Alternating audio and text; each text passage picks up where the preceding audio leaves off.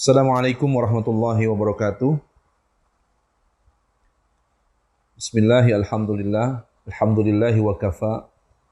Wassalatu wassalamu ala man la nabiyyil mustafa wa ala alihi wa sahbihi wal wafa. Allahumma fassalli wa sallim wa barik wa anim ala hadha nabiyyil karim. Habibina wa syafi'ina wa maulana Muhammadin sallallahu alaihi wasallam wa ala alihi wa sahbihi wa man ihtada bi sunnati ila yaumiddin, amma ba'd. Para peserta kajian Zoom meeting yang dirahmati dan dimuliakan Allah Subhanahu wa taala. Malam hari ini atas izin Allah kita dijumpakan, kita dipertemukan di dalam forum kajian online ini yang insya Allah rutin kita laksanakan setiap hari Rabu malam Kamis. Dan kita selalu berfokus pada pembahasan Sirah An-Nabawiyah tematik. Artinya Sirah An-Nabawiyah dari perspektif tema-tema dan kebutuhan yang kita butuhkan bersama sehingga kita bisa meniru semua aktivitas Nabi SAW di zaman kekinian hari ini. Tidak ada yang tidak mungkin bisa kita praktekkan. Apapun yang dilakukan Nabi pasti bisa ditiru oleh umatnya. Karena Nabi dari sisi kemanusiaan dia adalah manusia biasa. Sehingga apa yang dilakukan Nabi pasti bisa ditiru oleh umatnya. Meskipun ada beberapa kekhususan-kekhususan dari Nabi yang tidak bisa ditiru oleh umatnya. Misalnya Nabi beristrikan 11 orang. Nah, ini adalah kekhususan untuk Nabi Muhammad dan tidak untuk umatnya. Umatnya hanya dibatasi sampai 4. Ya. Karena itulah kekhususan ini tidak bisa ditiru. Artinya ketika kita bicara tentang tema rumah tangga Nabi dan interaksi Nabi dengan beberapa istrinya, maka ini tentu menjadi poin yang sangat menarik untuk kita bincang pada malam hari ini, terutama bagi para suami. Bagaimana sesungguhnya seorang Nabi Muhammad SAW audio suara putus. Maaf. Jadi bagaimana seorang Nabi Muhammad SAW berinteraksi dengan 9 istrinya, ya.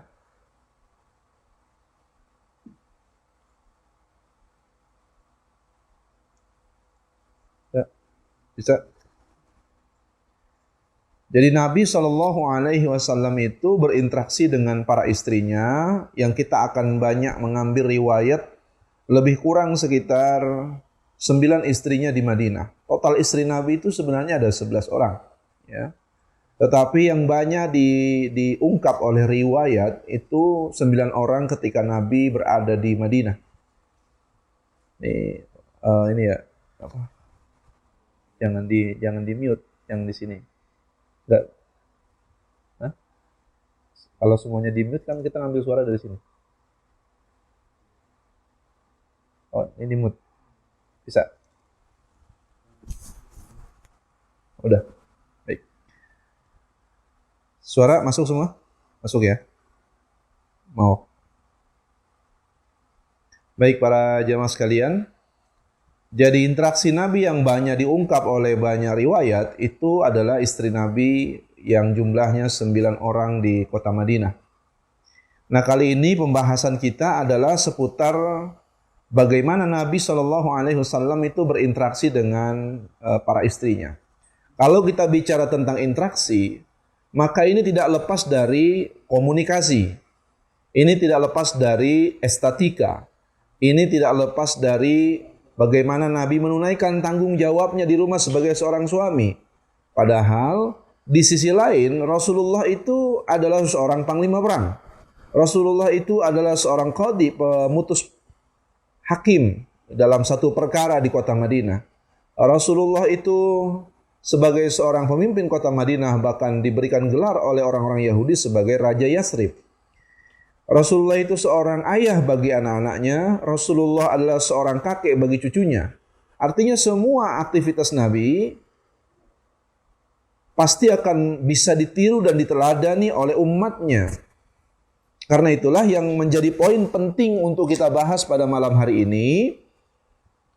Kita akan fokus pada pembahasan tentang interaksi Nabi dalam hal pemberian nafkah. Hubungan suami istri maksudnya adalah hubungan intim ya. Maksudnya adalah hubungan intim.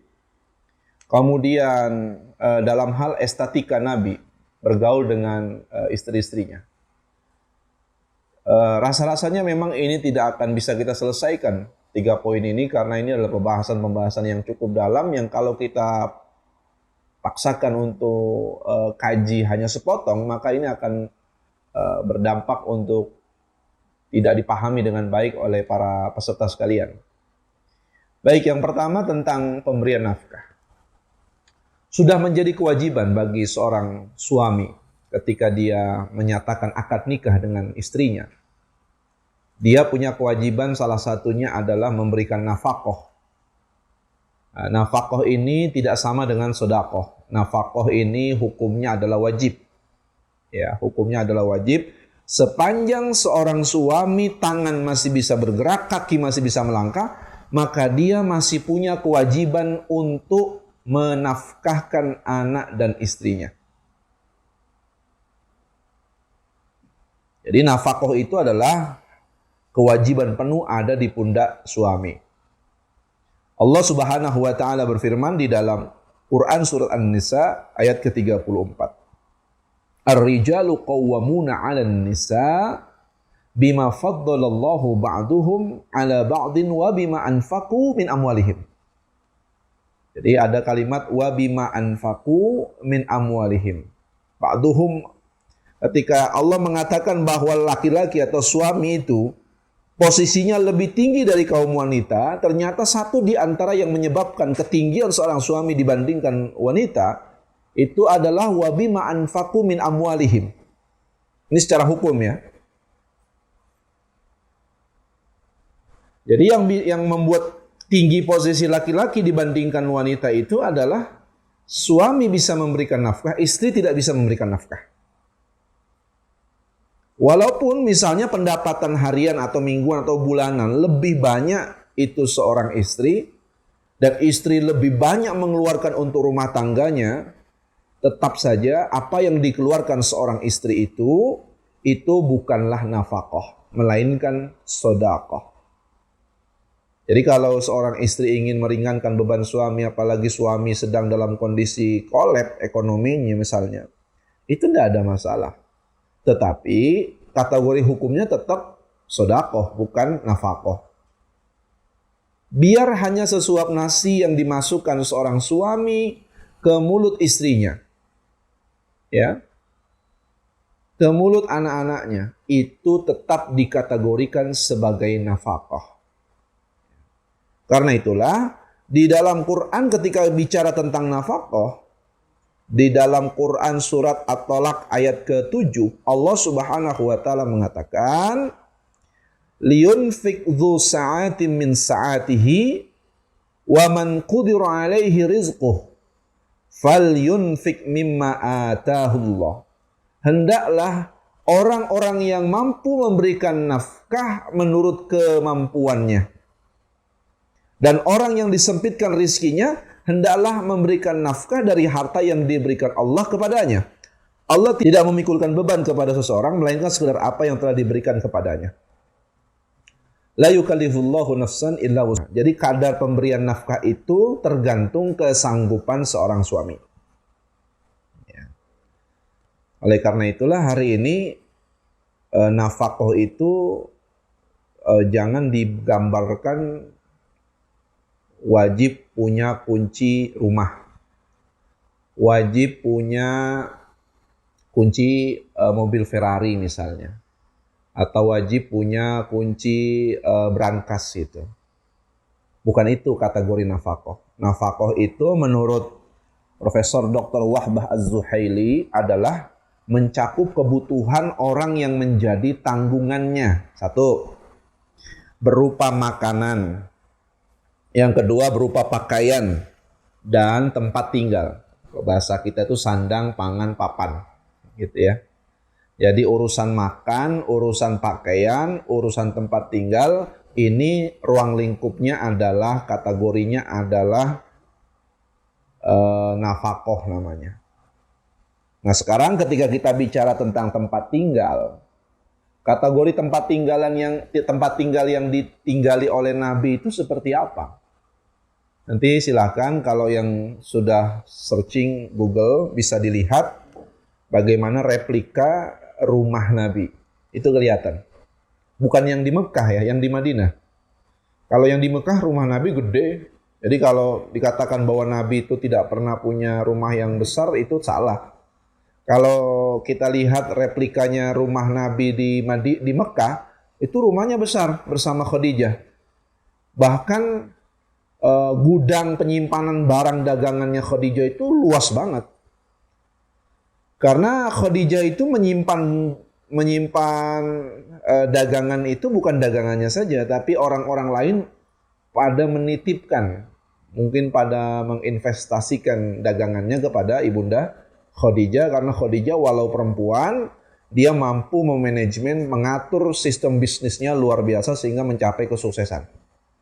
Padahal sebenarnya saudara Khadijah yang laki ada, tetapi kemampuan kadang-kadang memang urusan bisnis itu kan kadang bukan soal opportunity, bukan soal untung tidak untung saja, tapi soal ada tangannya, ada skill atau tidak. Skillnya skill bisnis kalau kata bahasa orang sebelah itu, kamu itu nggak cocok kerja di air katanya. Kamu itu cocoknya kerja di darat gitu. Jadi ya kadang-kadang ada orang yang ngerti banget dunia bisnis, tapi ada juga orang yang nggak ngerti. Di zaman Nabi, sahabat Nabi macam-macam. Ada yang nggak ngerti dagang, ada yang ngerti dagang. Dan sama, hari ini juga begitu. Biar kata kita dipaksain kayak apa, kalau memang bukan skillnya mempraktikkan bisnis, atau jual beli, atau niaga, tetap saja nggak bisa, susah gitu. Nah, pada saat Nabi itu dititipi dagangan oleh Khadijah, artinya pada saat menikah dengan Khadijah, Khadijah ini hebatnya dia mengepakkan sayapnya. Karena pernikahan Nabi dengan ibunda Khadijah itu adalah pernikahan tidak sekufu. Gitu ya, tidak sekufu itu maksudnya seorang bos besar menikahi karyawannya. Itu kan pernikahan yang tidak sekufu. Dan ini prakteknya banyak kita lihat hari ini. Ada orang yang coba-coba menikah dengan kategori yang tidak sekufu, akhirnya banyak bergelimpangan di rumah tangganya. Istri misalnya penghasilannya lebih besar daripada suaminya, kemudian begitu menjalani rumah tangga, banyak crash di situ, banyak problem di situ yang tidak bisa diselesaikan oleh suami istri, dan akhirnya waliyadzubillah berujung pada perceraian. Ini yang kita hindari. Nah oleh karena itulah pernikahan Nabi dengan ibunda Khadijah ini pernikahan yang tidak sekufu. Tapi hebatnya seorang Khadijah radhiyallahu an itu begitu menikah dengan Nabi, sayap kebesarannya, kebesaran dari sisi kekayaannya itu langsung diserahkan semuanya pada Rasulullah. Mulai hari ini, mulai detik ini, Anda itu adalah suami saya, izinkan saya mengabdi sepenuhnya kepada Anda, dan Anda atur semua apa yang menjadi kewajiban Anda sebagai suami. Saya hanya menerima, saya hanya meminta apa-apa yang memang menjadi hak saya sebagai istri. Ini istri yang hebat begitu. Jadi bukan sewenang-wenang begitu dia punya harta lebih banyak dari suaminya diinjak-injak. Itu. Nanti muncullah sinetron dunia terbalik gitu ya. Akhirnya yang jadi super powernya di dalam rumah itu adalah istri. Istri pemegang kendali penuh di dalam rumah tangga. Kalau istri sudah menjadi pemegang kendali penuh, maka ini berlawanan dengan Quran surat An-Nisa ayat 34. Ar-rijalu qawwamuna 'alan nisa. Laki-laki adalah qawwam. Qawwam itu adalah pemimpin. Qawwam itu adalah hakim. Qawwam itu adalah al-huda. Dia yang bisa memberikan petunjuk dan lain sebagainya. Baik. Sekarang bagaimana interaksi Nabi ketika di Madinah? Kalau kita lihat bicara tentang tadi sandang, pangan, papan gitu ya, terkait dengan tempat tinggal, kita bisa membayangkan kalau ada orang menikah, tiba-tiba kehidupannya memang masih sangat sulit sekali. Contohnya nggak usah jauh-jauh lah. Saya sendiri dulu waktu nikah itu usia 19 tahun. Istri saya usia 20 tahun. Ba'da zuhur saya kenalan, ta'aruf, ba'da asar saya nikah. Itu pernikahan tercepat kalau mau dimasukin rekor muri mungkin akan dapat AMI Award pernikahan tercepat terekspres itu. Nah, itu saya nikah jangankan rumah. Kontrakan saja memang belum siap gitu. Tetapi balik lagi bahwa iyakunul fuqara yughni anhum. Kalau kamu miskin, maka Allah akan mengkayakanmu. Jadi bukan nikah kemudian jadi kaya, bukan. Tetapi setidaknya jiwa kita itu jadi jiwanya orang kaya. Punya kemampuan, punya jalan keluar, punya petunjuk kalau nikah. Gitu. Tapi kalau terus masih berkutat pada komunitas IPTN, Ikatan Pemuda Takut Nikah. Kalau sudah masih senangnya terikat dengan komunitas itu, maka siap-siap dia akan berputar dalam lingkaran setan, diputer-puter, dikerjain sama setan itu, sehingga dia tidak mendapatkan banyak amal soleh di dalam ibadah-ibadah rumah tangga. Maka beruntunglah para jamaah sekalian, para peserta yang mendapatkan amal soleh ibadah di dalam rumah tangga, karena ini adalah ibadah yang sangat tinggi di sisi Allah Subhanahu wa taala. Dan ini perlu belajar. Jangan anggap bahwa saya sudah 30 tahun Pak berumah tangga, saya nggak perlu lagi belajar tentang bagaimana rumah tangga Nabi, bagaimana rumah tangga yang baik. Nggak bisa. Nggak ada ceritanya orang berhenti belajar rumah tangga. Kenapa? Kita prakteknya 24 jam kok di rumah tangga. Kita praktek rumah tangga 24 jam. Anda sholat 5 waktu, itu cuma 5 waktu. Belajar fikih sholatnya aja lama.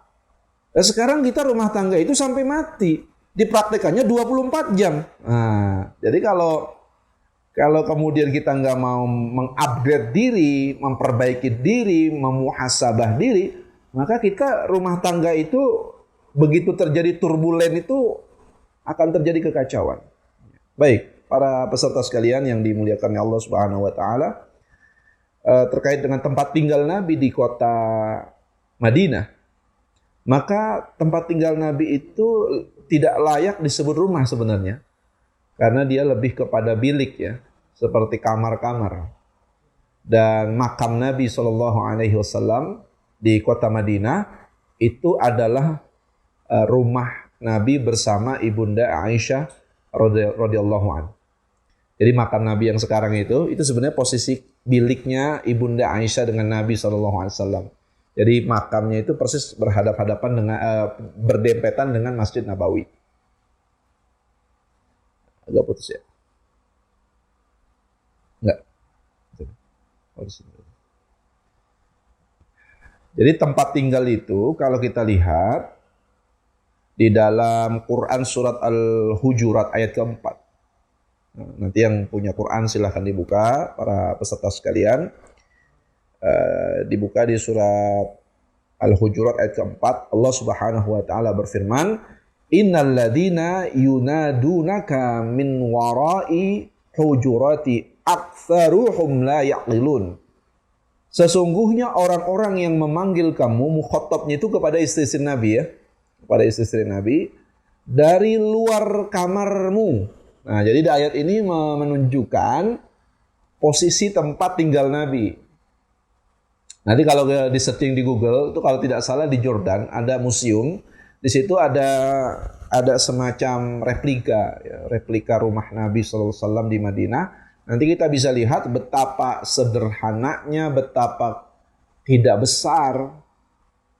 Padahal Nabi sendiri yang mengatakan arba'atu min sa'adah. Ada 4 tanda bahagia kata Rasulullah. Ya. Yang pertama adalah zaujatus salihah, istri yang salihah. Ya. Al-mar'atus salihah, istri yang salihah. Yang pertama. Ini kalau mau lihat apakah rumah tangga seseorang itu punya peluang untuk bahagia atau tidak, itu bisa diukur dari 4 ini. Ya, bisa diukur dari 4 ini. 1, al-mar'atus salihah, istri yang salihah. Di rumah itu kalau istrinya sudah salihah, percayalah, sakinah itu tentrem. Ketentraman itu akan didapat. Kenapa? Yang bisa menciptakan sakinah di dalam rumah itu ya istri. Suami nggak bisa. Suami nggak bisa. Suami itu hanya bisa memberikan mawaddatau warahmah. Itu impact. Impact dari seorang istri mampu menciptakan sakinah. Sakinahnya dilahirkan, kemudian impact-nya adalah mampu melahirkan mawaddata warahmah dari seorang suami kepada istrinya. Karena itu para jamaah sekalian yang dimuliakan Allah, ketentraman dalam rumah itu adalah asas fundamental dalam rumah tangga. Kalau rumah tangga itu sudah kehilangan ketentraman, padahal tentram itu adalah cita-cita seorang mukmin dan mukminah ketika membangun rumah tangga. Doanya sangat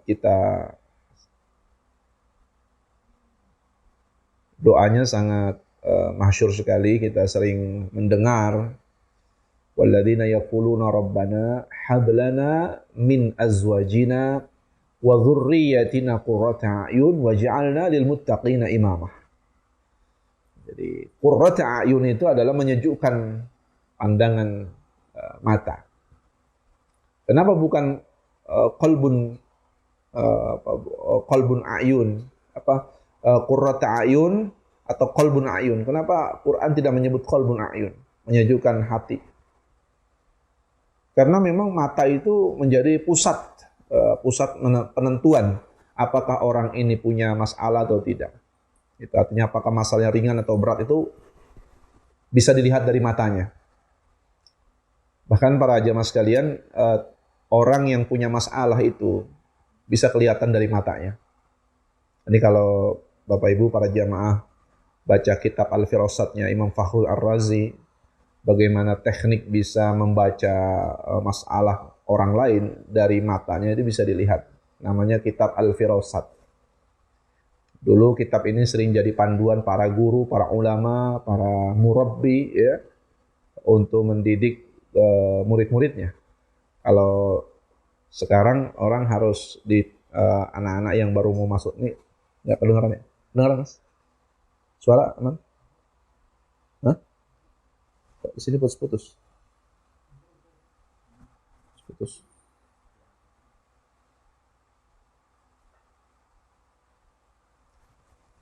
Sebentar.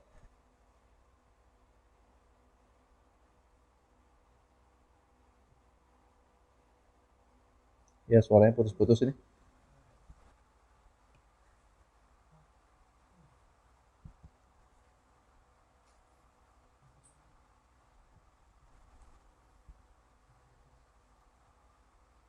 Sudah, Mas?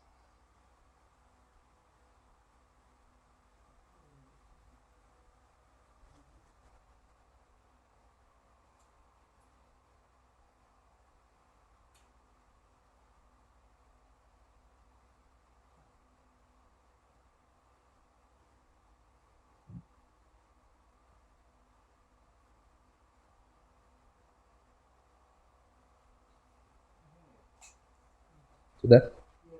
Sudah? Ini sudah nih?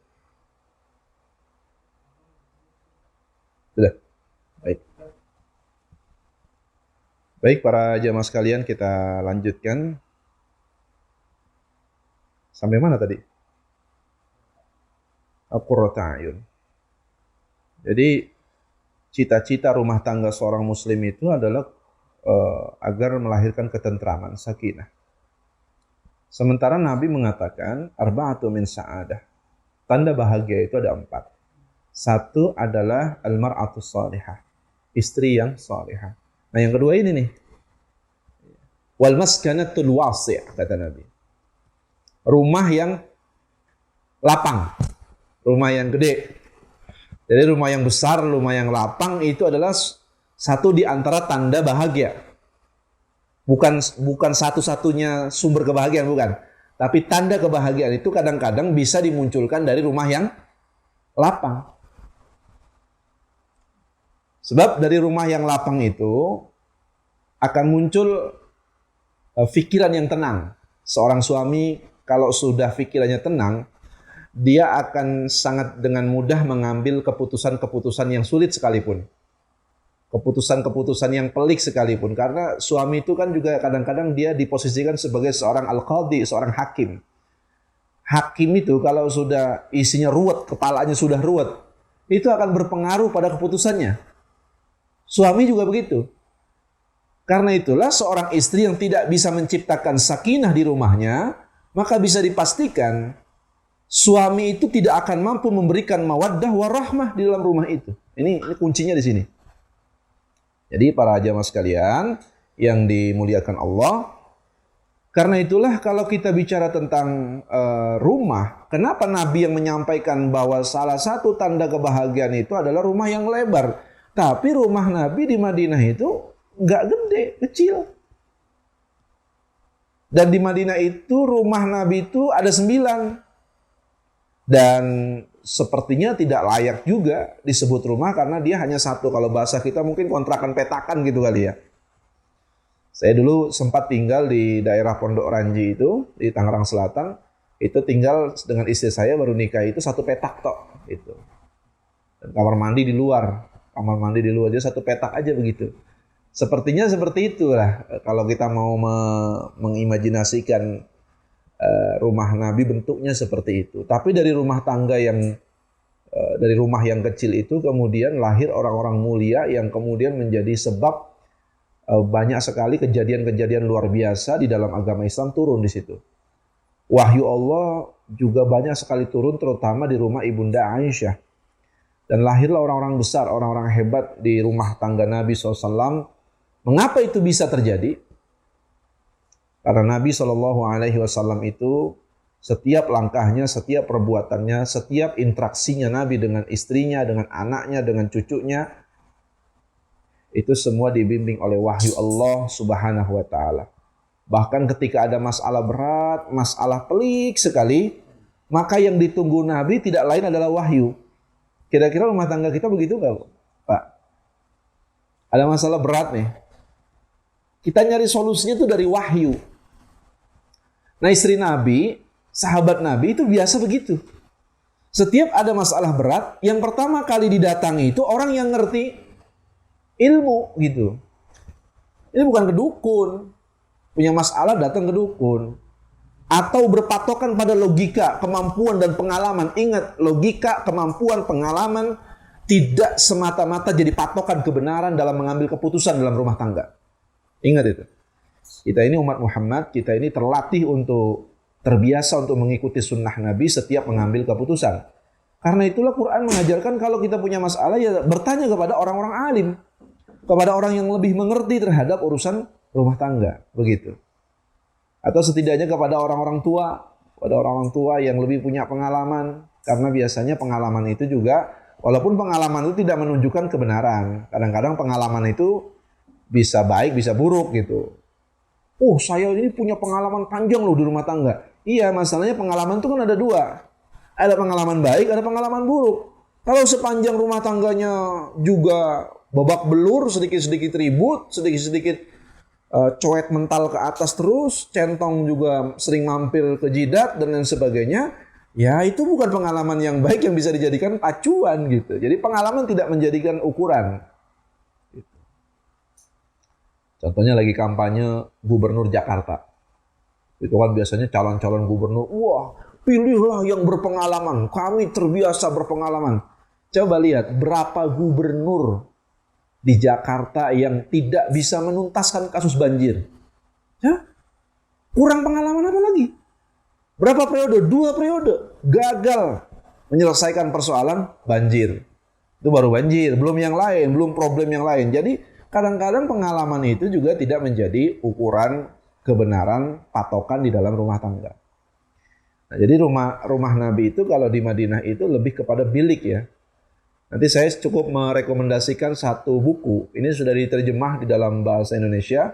Bahkan si penerjemah sendiri dia sampai mengatakan dari puluhan buku yang saya terjemahkan hanya buku ini yang membuat keyboard komputer saya basah dengan cucuran air mata. Karena begitu dalamnya si penulis Dr. Nizar Abzah kalau tidak salah itu judulnya adalah Bilik-Bilik Cinta Muhammad. Itu nanti silakan para jamaah kalau memang ingin berminat untuk baca silakan baca kitab itu luar biasa karena itu mengungkap sisi-sisi yang tidak tidak banyak dibahas di dalam buku-buku yang lain tentang rumah tangga Nabi. Nah, rumah Nabi itu kalau kita lihat lebih kepada bilik. Innalladzina tadi dibacakan surat Al-Hujur ayat keempat. Nah, sekarang ketika kita bicara tentang tempat tinggal, mengapa Nabi memilih tempat tinggal yang kecil? Apakah Nabi tidak punya uang? Nah, ketika bicara tentang nafkah berupa harta, tempat tinggal, pakaian untuk istri-istrinya, kemudian muncul pertanyaannya, apakah Nabi setelah menjadi Nabi, Nabi masih mencari nafkah? Tentu. Hanya bedanya Nabi dengan kita itu sumber cara mencari hartanya berbeda. Nabi itu sumbernya ada banyak. Satu, Nabi bisa mendapatkan harta ghanimah. Ya, dari ghanimah nanti ada pembagian berapa persen untuk Nabi. Dan itu besar. Itu besar. Atau harta fai. Itu di dalam surah Al-Hasyr. Ya. Harta fai itu adalah harta rampasan perang yang diambil tidak sampai terjadi peperangan. Itu disebut dengan fai, ya, dalam kondisi damai. Artinya orang kafir begitu dikepung, mereka menyerah, kemudian menyerahkan semua hartanya kepada kaum muslimin, itu harta itu disebut fai, dan pembagiannya berbeda antara fai dengan ghanimah. Ada juga sumber pemasukan Nabi itu, walaupun ini tidak dijadikan sumber pemasukan karena ini sifatnya adalah pemberian. Bentuknya adalah hadiah. Jadi Nabi mau menerima hadiah dari orang lain, tapi Nabi tidak menerima sedekah. Jadi Nabi memberi hadiah, para sahabat senang memberikan hadiah. Karena hadiah itu kan lambang cinta kalau dalam hadis Nabi itu. Ya. Tahabbu. Salinglah kalian itu memberi hadiah kepada saudara kalian, maka di antara kalian akan muncul rasa cinta, kata Rasulullah. Jadi ukhuwah itu memang begitu kadang-kadang. Kadang-kadang ada cenderamata yang mesti kita berikan pada saudara kita atau kepada siapapun yang kita anggap bisa meningkatkan rasa cinta ukhuwah di antara kita, dan harus begitu. Walaupun pemberiannya itu tidak mewah gitu ya, mungkin sederhana pemberiannya, tapi bukan soal bentuknya ya, tapi adalah ketulusannya memberikan hadiah itu kepada saudara. Nah, jadi banyak sekali. Saya punya kitab itu judulnya Al-Mal An-Nabawiyah. Itu harta Nabi ya. Kitabnya lumayan tebal ya, segini kalau tidak salah itu. Al-Mal An-Nabawiyah itu. Itu bahkan kekayaan Nabi luar biasa. Bahkan kalau kita lihat di Fadak, di wilayah Khaybar, Nabi punya kekayaan yang nanti itu dijadikan harta warisan. Setelah Nabi meninggal bisa diwariskan kepada anak-anaknya. Walaupun nanti ada pembagiannya langsung dari Khalifah Umar Ibn Khattab waktu itu. Artinya memang Nabi ini kaya raya sebenarnya. Banyak sekali di dalam hadis Nabi, doa-doa yang diajarkan Nabi SAW terkait dengan masalah ini. Misalnya saja Nabi pernah berdoa, Allahumma inni as'alukal huda wat tuqa wal afafa wal ghina. Ya Allah, aku memohon kepadamu petunjuk, ketakwaan, keterjagaan, dan kekayaan. Jadi ini permintaan Nabi. Jadi menjadi kaya itu memang sesuatu yang memang diminta, dan Nabi mencontohkan itu. Jangan dibilang orang mau kaya kemudian dianggap ini budak dunia ini. Oh enggak. Tidak ada hubungannya. Orang miskin juga bisa jadi budak dunia kok. Yang bisa jadi budak dunia itu bukan cuma orang kaya, orang miskin pun bisa jadi budak dunia. Dapatnya pas-pasan. Makanya kan orang tuh kalau sudah kehilangan keberkahan di dalam hartanya, itu sedikitnya nggak cukup. Kan sedih banget. Orang hidup tuh kalau udah sedikit nggak cukup tuh sedih. Kalau sedikit cukup, nah itu alhamdulillah. Alhamdulillah. Makanya ada doanya kan, alhamdulillahi bi ni'matihi tatimmus shalihat. Ya. Itu kalau lagi sempit tuh doanya begitu tuh. Kalau lagi lapang doanya alhamdulillahilladzi hamdan katsiran thayyiban mubarakan fih. Itu kalau lagi lapang, orderan lagi banyak masuk gitu ya, orderan akikah atau orderan kambing lagi bejibun gitu ya. Nah, itu doanya itu alhamdulillahilladzi hamdan katsiran thayyiban mubarakan fih gitu ya. Kalau lagi sempit itu ya, sebulan aja kadang-kadang nggak ada yang masuk, seminggu nggak ada yang masuk. Nah doanya alhamdulillahilladzi bi ni'matihi tatimmus shalihat. Gitu ya. Baik, para jamaah sekalian yang dimuliakan Allah Subhanahu wa taala, jadi mintalah kekayaan kepada Allah Subhanahu wa taala sebagaimana Nabi meminta, Allahumma inni as'alukal huda wat tuqa wal afafa wal ghina. Ya Allah, aku mohon kepadamu petunjuk. Petunjuk itu hidayah, ketakwaan. Kemudian keterjagaan dan kekayaan. Minta sama Allah, nggak ada masalah. Waktu itu Nabi pernah mendatangi sahabat mulia Sa'ad bin Abi Waqqas, atau yang biasa dipanggil dengan Ibnu Afra. Wahai Ibnu Afra, Nabi bertanya, ya Rasulullah, aku dalam posisi sudah tua dan aku merasa seperti ajalku semakin dekat. Apakah boleh aku mewasiatkan hartaku kepada keturunanku? Maksudnya ini wasiat ya, bukan warisan, bukan. Jadi beda ya antara wasiat dengan warisan. Boleh nggak saya mewasiatkan semua hartaku? Kata Rasulullah, jangan kau wasiatkan semuanya. Nanti repot itu ya. Anaknya ada berapa tapi diwasiatkan ke satu nanti jadi masalah. Kalau separuhnya bagaimana ya Rasulullah? Kata Rasulullah, separuh terlalu banyak. Kalau sepertiganya bagaimana ya Rasulullah? Sepertiga juga masih terlalu banyak. Gitu ya. Maka kemudian Nabi SAW mengatakan kepada Sa'ad bin Abi Waqqas, berikanlah harta wasiat itu sepertiganya, kemudian mohonkanlah kepada keturunanmu kekayaan. Karena meninggalkan keturunan dalam kondisi miskin dan papa, itu sesuatu yang menyempitkan. Artinya bahkan Nabi mendorong pada Sa'ad bin Abi Waqqas, kalau ingin meninggalkan keturunan, maka tinggalkanlah keturunan itu dalam kondisi lapang. Jangan kemudian justru yang ditinggalkan hutang piutang. Yang ditinggalkan itu adalah beban yang berat, beban ekonomi dan lain sebagainya. Bukan. Itu menunjukkan bahwa agama kita mendorong kita untuk punya kekayaan. Nggak ada masalah. Supaya apa? Supaya anak, cucu, dan keturunan kita nanti tidak terlunta-lunta dan tidak meminta-minta pada makhluk, kepada orang lain. Nah, ini memang perintah ya. Terus bagaimana? Ada doa di dalam hadis Nabi. Nabi pernah berdoa, Allahumma ahina miskinan wa amitsna miskinan wakhsyurni fi zumratin miskinan yaumal qiyamah. Ya Allah, hidupkanlah aku dalam keadaan miskin. Matikanlah aku dalam keadaan miskin. Dan bangkitkanlah aku pada hari kiamat bersama orang-orang miskin. Ini yang disebut dengan miskinan itu maksudnya terjemahannya kata Syekhul Islam Ibn Taimiyah adalah tawaddu atau az-zuhud. Maksudnya jangan engkau jadikan dunia itu membuat kami ini seolah-olah angkuh dengan harta, begitu. Tapi bukan berarti orang tidak boleh kaya. Nabi yang merintahkan kita boleh punya kekayaan. Nah, oleh karena itu para jamaah sekalian, dalam hal ini kalau sudah kita minta kekayaan atau minta kelapangan atau minta kecukupan, ya minim-minimnya kita minta kecukupan karena itu adalah salah satu tanda keberkahan. Adalah satu tanda keberkahan. Karena itulah para jamaah sekalian yang dimuliakan Allah, karena Nabi itu adalah uswah, maka kita mesti mencontoh Nabi dalam soal bertempat tinggal. Artinya Nabi pernah tinggal di rumah yang besar, pernah.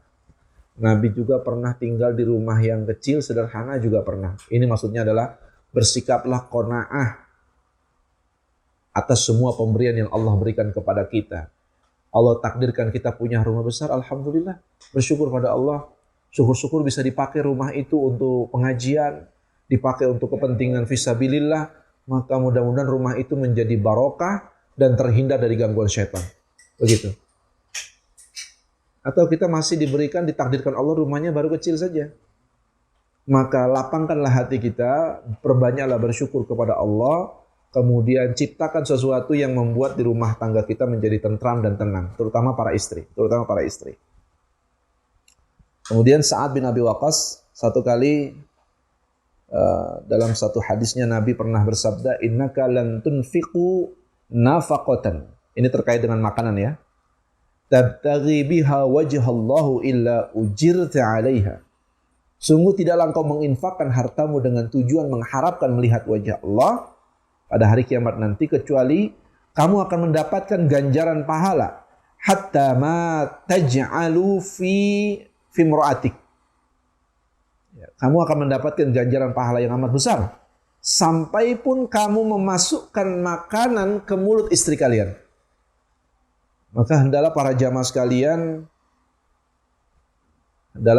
sekalian ketika mencari nafkah itu dengan hati yang tulus mengharapkan wajah Allah. Jangan cuma sekedar menunaikan kewajiban. Kalau menunaikan kewajiban belum tentu kita mendapatkan kesempurnaan pahala ketika kita memberikan makanan itu kepada istri kita. Tapi kalau kita berniat mencari nafkah, mengharapkan wajah Allah, maka Allah akan memberikan pahala yang besar hatta sekalipun kita menyuapkan makanan nasi ke mulut istri kita. Nah, ini terkait dengan masalah nafkah berupa makanan ya. Apa keutamaan yang kedua? Seorang suami yang bekerja keras untuk menafkahkan keluarganya di rumahnya. Nabi mengatakan dinarun anfaqtuhu fi sabilillah wa dinarun anfaqtuhu fi raqabatin wa dinarun tasaddaqta bihi ala miskini wa dinarun anfaqtuhu ala ahlika a'dhamuha ajran alladhi anfaqtuhu ala ahlik. 1 dinar kata Nabi yang engkau keluarkan di jalan Allah buat fisabilillah. Lalu 1 dinar yang engkau keluarkan untuk memerdekakan seorang budak. Lalu 1 dinar yang engkau keluarkan untuk 1 orang miskin. Dibandingkan 1 dinar yang engkau nafkahkan untuk keluargamu, maka pahalanya lebih besar dari amalan kebaikan yang disebutkan tadi. Artinya, keutamaan memberikan 1 dinar untuk keluarga dibandingkan kita keluarkan untuk di jalan Allah, untuk berperang, untuk berjihad, itu lebih besar untuk keluarga. Ini keutamaan seorang suami yang mencari nafkah di luar dan mengharapkan wajah Allah dengan hati yang ikhlas dan tulus. Tapi hadis ini tidak dijadikan dalil bahwa kita kemudian jadi pelit untuk mengeluarkan harta kita di jalan Allah. Bukan. Ini bicara tentang ukuran. Buktinya mana? Buktinya Nabi SAW. Berapa kali Nabi mengesampingkan kepentingan keluarganya dibandingkan kepentingan para muthalib, para penuntut ilmu di Sufah, di Madinah. Sampai-sampai Fatimah anaknya minta bagian jatah 1 budak untuk membantu kebutuhan rumah tangganya. Nabi tidak berikan itu. Justru Nabi jual budak itu, kemudian Nabi dana yang hasil dari menjual budak itu digunakan untuk memberikan makanan untuk para muthalib yang ada di, para penuntut ilmu yang ada di Sufah di Madinah. Karena mereka orang yang sangat kesulitan untuk mendapatkan makanan dan lain sebagainya. Para jamaah sekalian yang dimuliakan Allah Subhanahu wa taala, di lain kesempatan Nabi SAW mengatakan antuti'imaha idza ta'imta wa taqsuha idza tasaita. Engkau memberinya makanan sebagaimana engkau makan. Ini kaidahnya. Ini nafkah itu begitu. Kita makan apa, maka itulah yang dimakan istri. Kita makan apa, itulah yang dimakan istri. Ini kaidahnya begitu. Nanti praktiknya saya kasih tahu ya. Awik tasabta wala tadri bil wujha wala taqbih wala tahjur illa fil bait. Atau engkau memberikan pakaian sebagaimana yang engkau pakai. Atau engkau usahakan dan engkau tidak memukul istri di wajahnya, dan engkau tidak menjelek-jelekannya serta tidak memboikotnya di dalam nasihat selain di rumahnya saja. Para jamaah sekalian yang dimuliakan Allah, ini menunjukkan, kaidah ini menunjukkan ketika kita ingin memberikan nafkah, maka Nabi SAW hanya makan apa yang dimakan istrinya.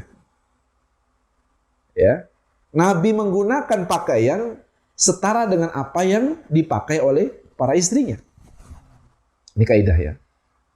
Makanya saya sering mempraktekkan kaidah ini kalau lagi diundang ceramah di beberapa kota, misalnya ada yang ngajak ke makan di restoran bintang 4 atau bintang 5 gitu. Contohnya, saya bilang, bisa dibungkus nggak nih? Oh bisa Ustaz, kalau bisa dibungkus, saya bawa untuk istri di rumah atau anak di rumah.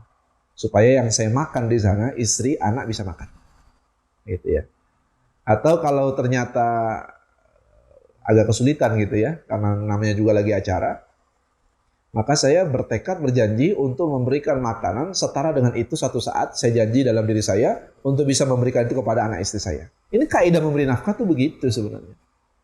Atau saya diajak sama teman-teman makan di sini, maka setidaknya kita pulang aja istri tempat makan yang setara dengan itu. Begitu sebenarnya kaidahnya, begitu mulia seorang wanita di dalam rumah kalau seorang suami itu paham kaidah memberikan nafkah kepada istrinya. Ya, kepada anak-anaknya. Sehingga tidak ada lagi yang namanya istri curhat di medsos karena kurang perhatian dari suaminya. Gara-gara urusan suaminya makan makan enak di luar, istrinya makan gado-gado di rumah, itu curhatnya sedunia tahu. Jangan sampai begitu. Ini kaidah yang berbahaya. Makanya seorang suami harus paham betul bagaimana dia kalau makan sesuatu yang enak, maka diupayakan, diusahakan istri pun bisa makan makanan yang sama. Kita berpakaian, nah kalau pakaian nih kadang-kadang bicara tentang kebutuhan, gitu ya, bicara tentang kebutuhan. Kadang-kadang ada orang yang kebutuhannya dia di kantor dan sebagainya. Apalagi istri saya itu kalau soal pakaian sama sekali, gitu ya, nggak pernah memperdulikan keadaan dirinya. Walaupun kita udah berusaha mau ngasih dia yang setara dengan kita saja, nggak mau. Kenapa? Karena memang dia merasa bahwa ya orang seringnya di rumah, buat apa sih beli pakaian yang bagus-bagus sampai harganya 1 juta, 2 juta dan lain sebagainya. Kalau ya biasa yang beli 185.000 ya belilah yang segitu. Orang juga jarang keluar dan lain sebagainya karena memang dia lebih senang di dalam rumah. Ini selesai. Jadi hal-hal ini sebenarnya tidak baku gitu ya, tidak harus bahwa suami pakaian dengan harga 300.000, istri pakaian dengan harga 300.000, nggak harus begitu juga, nggak. Ini bicara tentang soal kebutuhan saja. Jadi kalau orang pakai pakaian harga 1 juta, itu tidak dikatakan boros kalau memang itu kebutuhan. Gitu ya. Kalau tidak butuh ya nggak perlu. Lebih baik Anda beli pesawat, beli helikopter, tapi dibutuhkan. Daripada Anda punya kaki cuma satu pasang, tapi Anda beli sendal jepit 20 pasang. Nah itu di luar kebutuhan. Gitu. Jadi dalam kaidah memberikan nafkah atau mengelola ekonomi dalam rumah tangga itu, kaidahnya belilah sesuatu yang memang jadi kebutuhan saja. Yang nggak penting, yang tidak urgent, yang rasa-rasanya cuman tabzir gitu ya, mubazir gitu kalau dibeli. Apalagi perabotan, apalagi koleksi. Ingat ya, kolektor itu tidak ada diajarkan dalam agama Islam. Yang ada adalah sedekah. Nggak ada nyimpen-nyimpen barang sampai jutaan, dikoleksi dengan harga ini dan sebagainya. Sampai di Thailand itu ada artis, temennya artis Indonesia, itu kemarin di wawancara itu bahkan dia mengkoleksi, nih mati ya? Hah? Mati nggak? Nggak. Koneksinya mati. Nyala nggak? Nyala.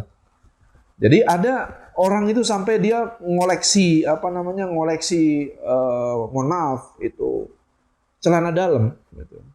Celana daleman itu ngoleksi di Thailand itu sampai satu rumah besar kamar itu isinya cuma daleman doang. Nah, itu nggak diajarkan dalam agama Islam yang begitu. Kan lucu. Andaikan uang dan dalemannya itu Masya Allah ini ya. Itu satu pasang itu harganya bisa di atas 2 juta sampai 3 juta dan dia punya ratusan bahkan ribuan. Nah, itu tidak pernah diajarkan dalam Islam. Gitu. Yang adalah sedekahkan. Gitu. Kalau sudah mulai agak numpuk nih pakaian di lemari, ini kok banyak pakaian kayaknya masih bagus-bagus. Wah, pilih-pilihin tuh, ambil bagus kasih, oh jelek simpen, bagus kasih, jelek simpen. Jangan dibalik kaidahnya gitu. Yang jelek dikasih, yang bagus disimpan, jangan. Yang masih layak pakai yang bagus itu kasih aja. Daripada nanti berat hisapnya di hadapan Allah, mendingan kasih aja udah. Gitu. Lain halnya memang kalau kebutuhan. Ya Anda mau koleksi ratusan pakaian, kalau itu kebutuhan Anda itu nggak ada masalah. Gitu ya. Nabi sendiri punya pakaian dengan harga yang sangat fantastis mahal. Itu dari bahannya terbuat dari Yaman. Itu pemberian salah seorang raja di Arab, dan Nabi kadang-kadang memakai pakaian itu untuk satu kepentingan tertentu. Jadi kalau kepentingan nggak ada masalah, kalau kebutuhan nggak ada masalah, gitu ya. Itu bukan berarti Anda tidak zuhud, enggak. Zuhud itu terjemahannya bukan pakai pakaian kusam, pakai pakaian kucel dan lain sebagainya, bukan. Justru kalau itu terjemahannya lebih kepada orang yang tidak menghargai nikmat Allah kalau kemudian dia menyengaja menggunakan pakaian itu. Baik para jamaah sekalian yang dimuliakan Allah Subhanahu wa taala, kaidah yang terakhir, bahkan di dalam memberi makanan itu ada estetika. Ada cara yang diajarkan sangat mulia interaksinya. Ada satu riwayat saja ya, saya tidak mau menjelaskan semua riwayat, tapi ada satu riwayat saja menjelaskan bagaimana Nabi SAW betapa beretikanya dengan para istrinya, bahkan ketika makan bersama dengan para istrinya. Ada satu kitab yang berjudul Al-Yaum An-Nabawi, dan ini sering saya kaji. Di dalam kitab itu, Dr. Wahab bin Nasir At-Tuwairi pernah memberikan penjelasan terkait dengan satu hadis Nabi. Beliau mengatakan dalam kitab tersebut, wa kana idza farigh min ta'amihi li'aqi asba'uhu wa kana ya'muru bila'ikis saffah wa yaqulu in kum tadruna fi ayyu ta'amakumul barakah. Selesai makan, Nabi SAW kebiasaannya adalah menjilati jari-jarinya. Dan beliau memerintahkan untuk menjilati piring beliau. Ya, piring. Beliau kemudian bersabda, kalian tidak tahu bagian makanan kalian yang mana yang terdapat barokah, kata Nabi. Bahkan kata Nabi, di dalam makanan itu, Nabi mencontohkan satu estetika. Sebelum cuci tangan, hendaklah membersihkan jari-jarinya dengan menjilati tangan kalian, kata Nabi. Dan tidak berhenti sampai di situ. Nabi kemudian mengatakan dalam satu hadis, selesai itu, auyul iqoha, atau kalian meminta orang lain untuk menjilatinya. Menjilat tangan itu. Nah ini kan estetika yang tidak ada tandingnya gitu. Dan ini adalah tingkat keromantisan seorang Nabi SAW kepada istrinya. Dalam riwayat, Ibunda Aisyah makan bersama Nabi, ya makan bersama. Jadi makan bersama itu sunnah ya. Dan ketika makan itu jangan diem-dieman, ngobrol aja. Karena sunnahnya memang ngobrol. Makan itu sunnahnya ngobrol. Ya, tapi jangan sambil makanan di mulut. Begitu makan, selesai satu suapan, sudah ketelan, ngobrol. Selesai itu kemudian makan lagi begitu, jangan lagi makan wah bukan begitu ya. Nah, kemudian Nabi mengatakan auyul iqoha,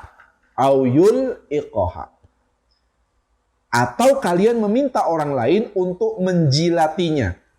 Menjilati begini. Nah, pertanyaannya orang lain itu siapa? Coba. Yang disebut dengan orang lain itu siapa? Auyul iqoha itu siapa maksudnya? Tetangga. Nggak mungkin, gitu ya. Ba'da Isya makan. Selesai makan, tangan masih begini. Ketok rumah tetangga. Pak Rudi, gitu ya. Halo Pak Rudi, Assalamualaikum. Dibukain, ya ada apa Pak Jeffrey? Ini Pak, saya mau jalanin sunnah Nabi. Tolong dijilati, kan nggak mungkin begitu. Apa iya yang dimaksud dengan orang lain itu tetangga?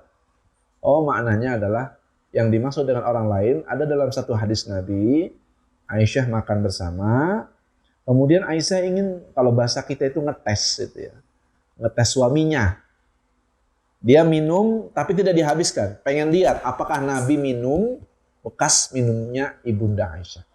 Ternyata Nabi ambil bekas minumnya Aisyah itu pas persis di bibir Aisyah tadi minum. Waduh, ini tingkat romantisnya tingkat tinggi ini Rasulullah SAW. Setelah itu ada daging yang banyakkan tulang daripada dagingnya. Mungkin apa ya kalau di Indonesia itu apa? Sop kali ya, itu ya. Makan sop itu, sop tulang itu ada sop iga lah gitu ya. Aisyah makan daging itu tapi tidak dihabiskan. Pengen ngetes lagi. Kira-kira Nabi makan nggak? Ya Rasulullah makan. Akhirnya dimakan. Rasulullah pas persis di saat Ibunda Aisyah makan itu, daging itu. Nah kemudian inilah, setelah itu kemudian Nabi SAW mengangkat tangannya selesai makan itu dan dijilati oleh Ibunda Aisyah. Oh ini terjemahan hadis tadi. Auyul iqoha itu maknanya adalah menjilati tangan orang lain. Nah, kita kan kadang-kadang belum pernah mempraktekkan sunnah begini, jangan-jangan. 10 tahun rumah tangga, kadang-kadang yang sunnah yang begini nggak pernah kita praktekkan. Padahal ini luar biasa, akan berdampak secara psikologi kepada istri-istri kita itu dahsyat banget. Kalau jilatin tangan sendiri bisa, pernah ya? Pernah pasti. Ya, kalau lagi makan oil kotor jilatin, nah nggak apa-apa, ini sunnah Nabi. Tapi kalau dijilati oleh istri kita, pernah nggak ini para suami? 10 tahun, 15 tahun berumah tangga, seumur umur belum pernah nih Pak Ustadz. Waduh, ya, kudu dicoba tuh. Kalau saya udah berkali-kali tuh, gitu ya. Dan itu secara psikologi akan berdampak pada istri kita nanti. Kasih sayang akan muncul, kecintaan semakin kuat, dan lain sebagainya. Jadi itu mungkin bagian soal pemberian nafkah. Mudah-mudahan kita bisa memahaminya. Nabi adalah orang yang paling bertanggung jawab memberikan nafkah secara sempurna kepada istrinya. Kalau tidak ada, maka Nabi berpuasa. Begitupun para istrinya. Bahkan dalam riwayat, Nabi SAW dapurnya sempat tidak ngebul selama 3 bulan berturut-turut. Artinya kondisi yang sangat sempit sekali gitu ya. Jadi para peserta sekalian, kalau Anda merasa kondisi ekonomi sedang sempit sekali untuk makan susah dan sebagainya, kondisi PPKM seperti hari ini, jangan khawatir, jangan sedih. Karena nabimu juga pernah mengalami kondisi yang lebih pahit dari kita. Artinya apa? Kita punya contoh Nabi, bagaimana Nabi berinteraksi dengan istrinya, dengan anak-anaknya, berhadapan dengan kondisi yang paling sulit, paling rumit dalam kehidupannya pun pernah. Itu saja mungkin pembahasan kita pada malam hari ini. Mudah-mudahan apa yang saya sampaikan sekedar memberikan inspirasi, khususnya bagi kualitas iman dan adab kita. Kurang lebihnya mohon maaf. Hadanallahu wa iyyakum ajma'in. Billahi taufiq wa afu minkum. Assalamualaikum warahmatullahi wabarakatuh.